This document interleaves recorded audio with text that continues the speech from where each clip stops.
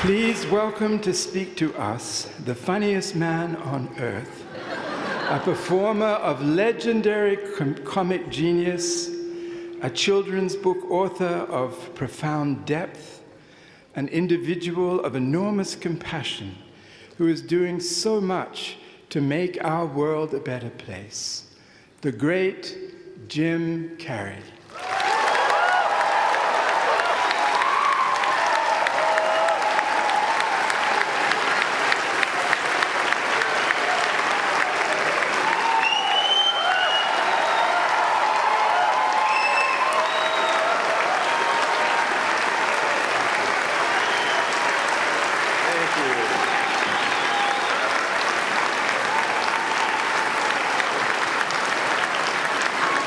What are you sitting down for?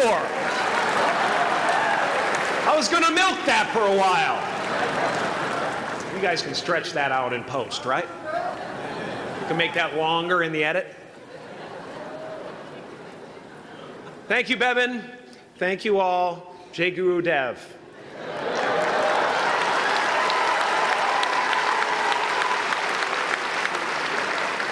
I brought one of my paintings to show you today. I hope you guys are going to be able to see it okay. It's not one of my bigger pieces, so you might want to move down front. Get a good look at it. Faculty, parents, friends, dignified guests, graduating class of 2014. And all the dead baseball players coming out of the corn to be with us today. After the harvest, there's no place for them to hide. Fields are empty. There's no cover there. I'm here to plant a seed today, a seed that will inspire you to move forward in life with enthusiastic hearts and a clear sense of wholeness. The question is, will that seed have a chance to take root, or will I be sued by Monsanto and forced to use their seed?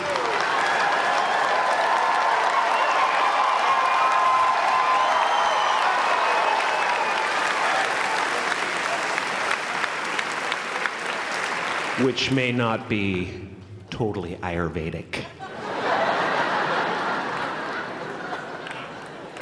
Excuse me if I seem a little bit low energy today, whatever this is. I slept with my head to the north last night.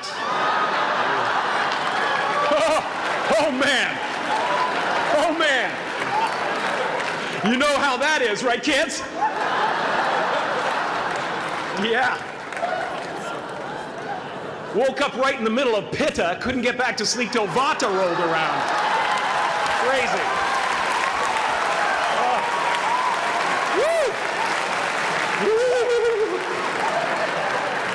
But I didn't freak out, you know.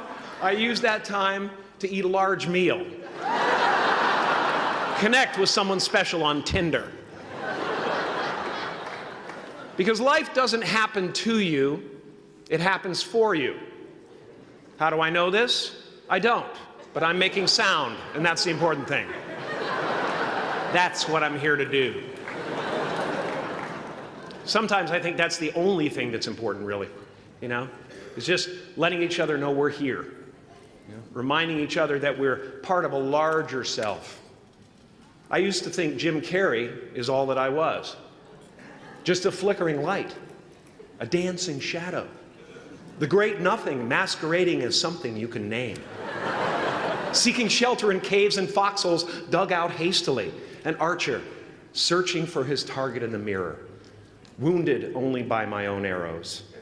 Begging to be enslaved, pleading for my chains, blinded by longing and tripping over paradise. And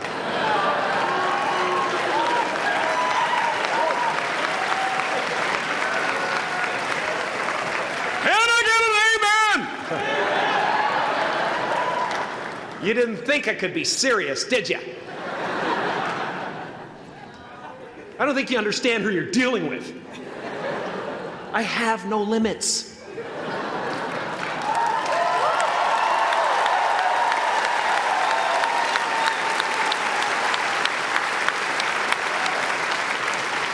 I cannot be contained because I'm the container. You can't contain the container, man. You can't contain the container. I used to believe that who I was ended at the edge of my skin, that I had been given this little vehicle called a body from which to experience creation. And though I couldn't have asked for a sportier model, it was, after all, a loaner and would have to be returned. Then I learned that everything outside the vehicle was part of me too. And now I drive a convertible.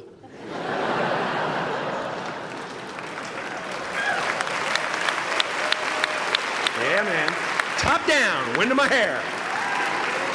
Woo! I am elated and truly, truly, truly excited to be present and fully connected to you at this important moment in your journey. I hope you're ready to open the roof and take it all in. Okay, 4 more years then. They're obviously not ready. Just need some more cooking.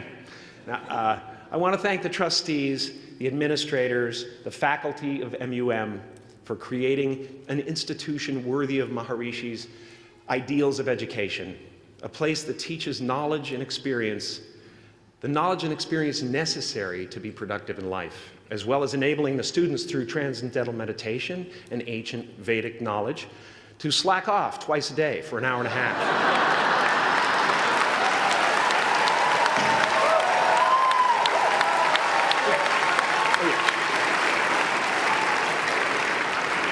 Don't think you're fooling me. But I guess it has some benefits. It does allow you to separate who you truly are and what's real from the stories that run through your head. You have given them the ability to walk behind the mind's elaborate set decoration and to see that there's a huge difference between a dog that is going to eat you in your mind and an actual dog that is going to eat you.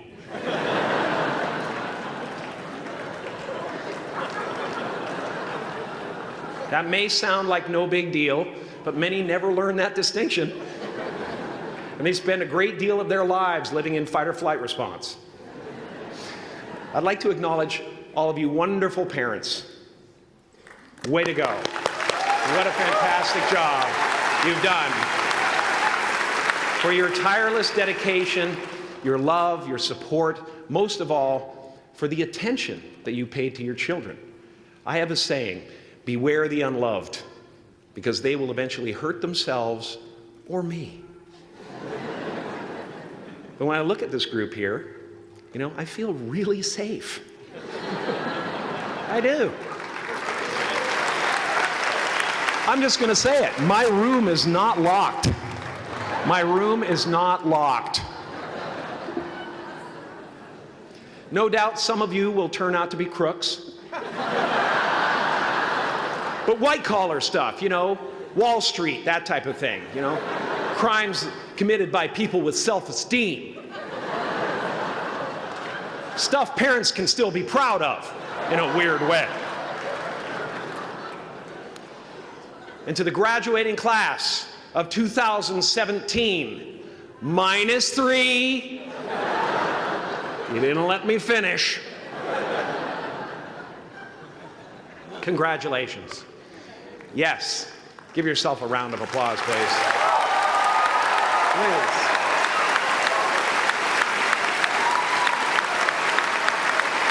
Yeah.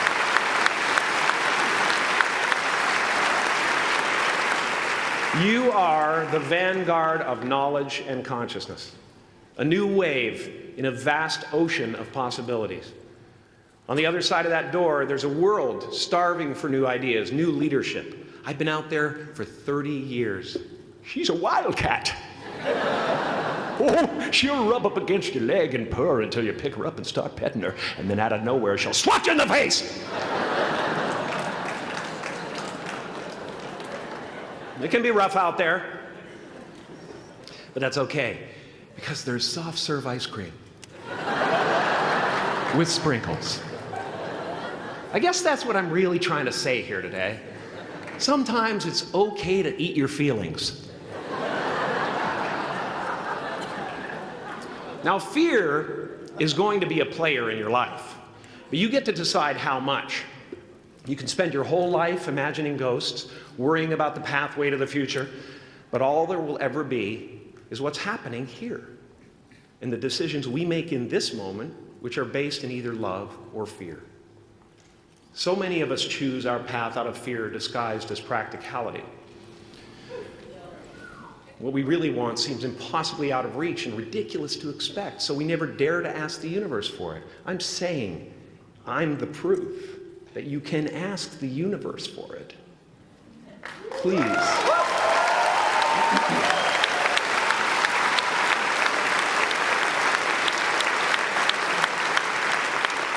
And if it doesn't happen for you right away, it's only because the universe is so busy fulfilling my order.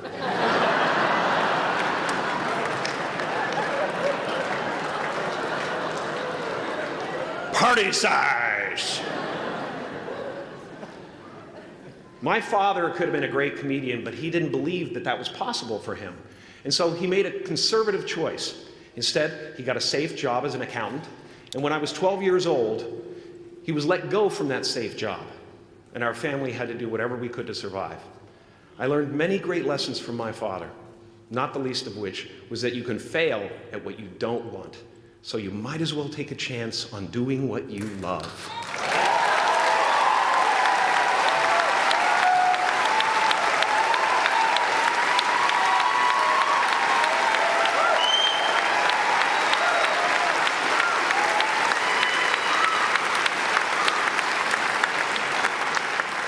It's not the only thing he taught me, though. You know, I watched the effect of my father's love and humor and how it altered the world around me. And I thought, that's something to do. That's something worth my time. It wasn't long before I started acting up. You know, people would come over to the house and they'd be greeted by a 7-year-old throwing himself down a large flight of stairs. They would say, "What happened?" And I would say, "I don't know. Let's check the replay." I'd go back to the top of the stairs and come back down in slow motion.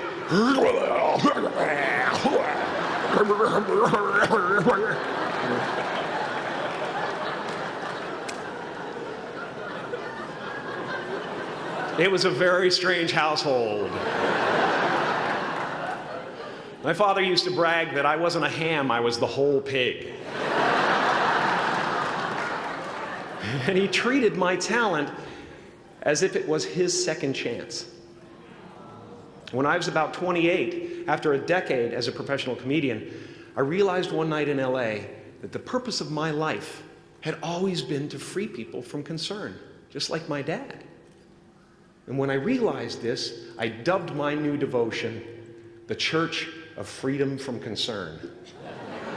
The Church of FFC.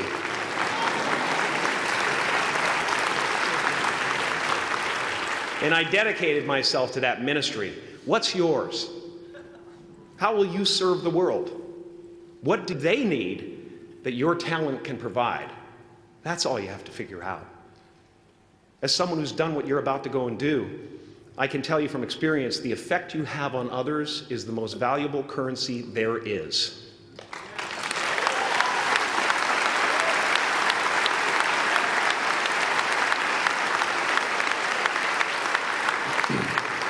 Because everything you gain in life will rot and fall apart, and all that will be left of you is what was in your heart. My choosing to free people, from concern got me to the top of a mountain. Look where I am. Look what I get to do. Everywhere I go. I'm going to get emotional because when I tap into this, it really is extraordinary to me. I did something that made people present their best selves to me wherever I go.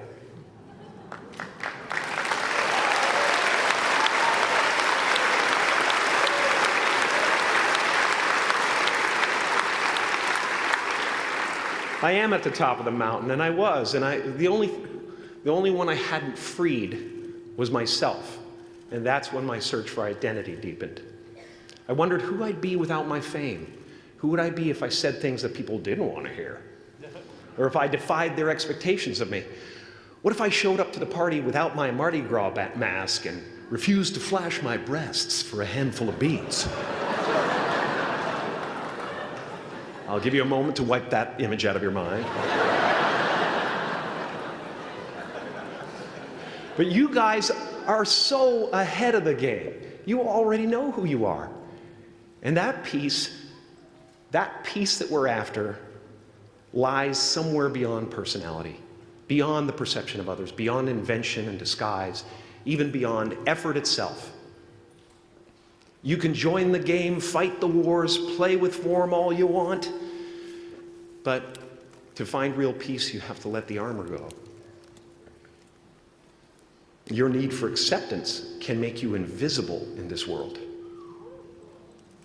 Don't let anything stand in the way of the light that shines through this form. Risk being seen in all of your glory.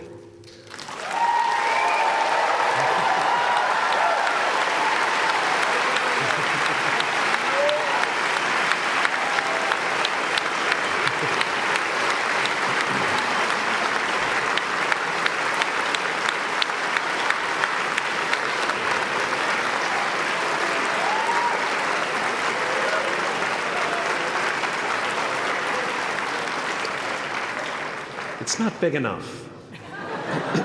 This painting is big for a reason. It's called high visibility. It's about picking up the light and daring to be seen. Here's the tricky part. Everyone is attracted to the light.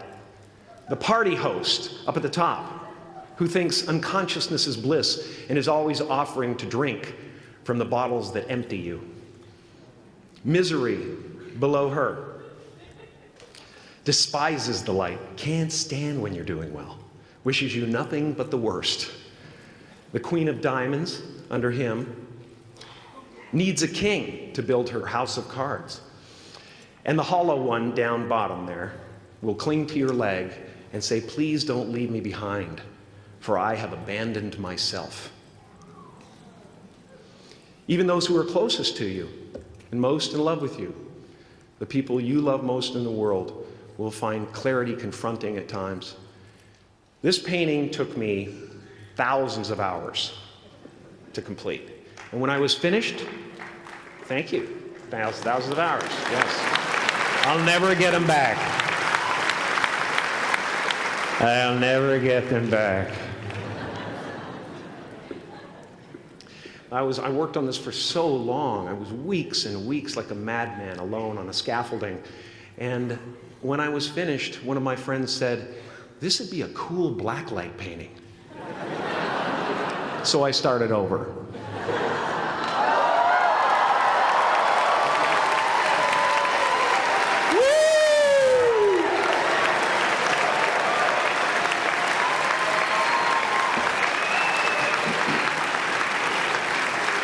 Welcome to Burning Man. Some pretty crazy characters up there, but better up there than in here. You know, painting is one of the ways, thank you. Painting is one of the ways I free myself from concern, a way to stop the world through total mental, spiritual, and physical involvement. But even with that comes a feeling of divine dissatisfaction, because ultimately, we're not the avatars we create. We're not the pictures on the film stock. We are the light that shines through. All else is just smoke and mirrors, distracting, but not truly compelling. I've often said that I wished people could realize all their dreams and wealth and fame, and so that they could see that it's not where you're going to find your sense of completion. Like many of you, I was concerned about going out into the world and doing something bigger than myself, until someone smarter than myself made me realize that there is nothing bigger than myself.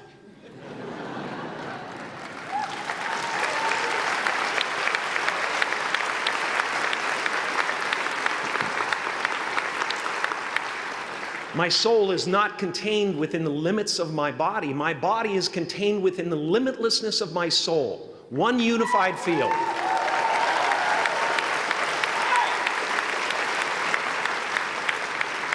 One unified field of nothing, dancing for no particular reason, except maybe to comfort and entertain itself.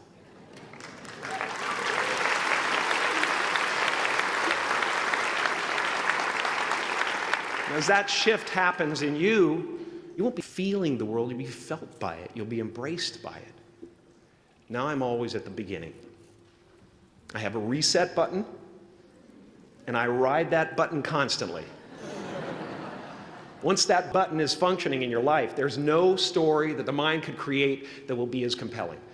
The imagination is always manufacturing scenarios, both good and bad, and the ego tries to keep you trapped in the multiplex of the mind.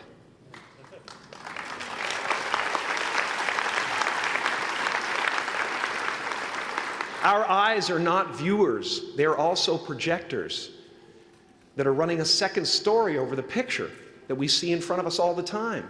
Fear is writing that script, and the working title is, I'll Never Be Enough.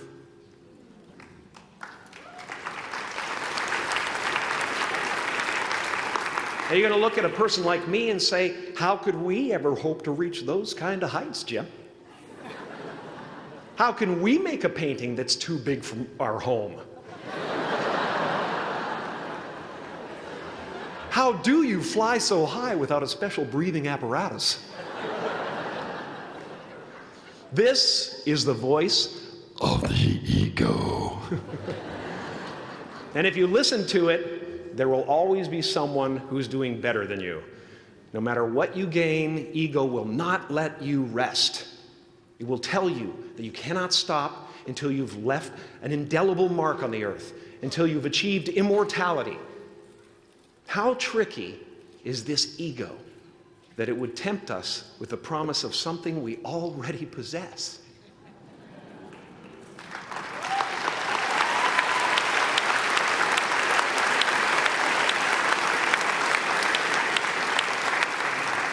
So, I just want you to relax. You know, that's my job. Relax and dream up a good life. I had a substitute teacher from Ireland in the 2nd grade that told my class during morning prayer that when she wants something, anything at all, she prays for it and promises something in return, and she always gets what she wants. Well, I'm sitting at the back of the classroom, you know, thinking, wow, my family can't afford a bike, you know. So I went home and I prayed for one. And I promised I would recite the rosary every night in exchange. Broke that promise. But 2 weeks later, I got home from school to find a brand new Mustang bike with a banana seat and Easy Rider handlebars. Yeah. From fool to cool. My family informed me that I had won the bike in a raffle that a friend of mine had entered my name in without my knowledge whatsoever. So that type of thing has been happening to me ever since.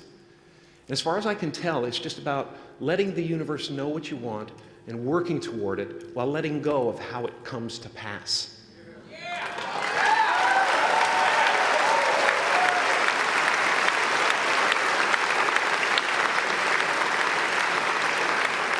Your job is not to figure out how it's going to happen for you, but to open the door in your head. And when the door opens in real life, just walk through it.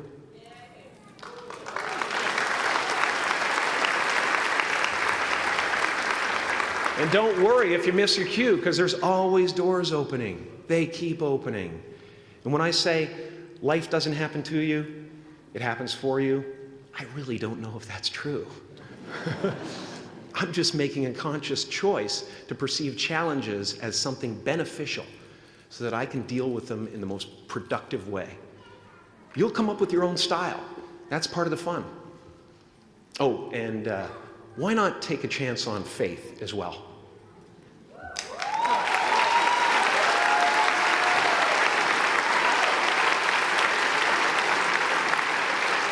Take a chance on faith. Not religion, but faith. Not hope, but faith. I don't believe in hope. Hope is a beggar. Hope walks through the fire, and faith leaps over it.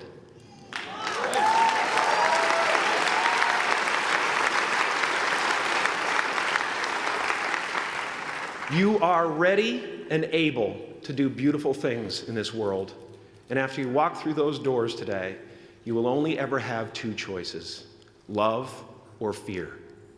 Choose love, and don't ever let fear turn you against your playful heart. Thank you so much. Thank you, Dad. I'm so honored.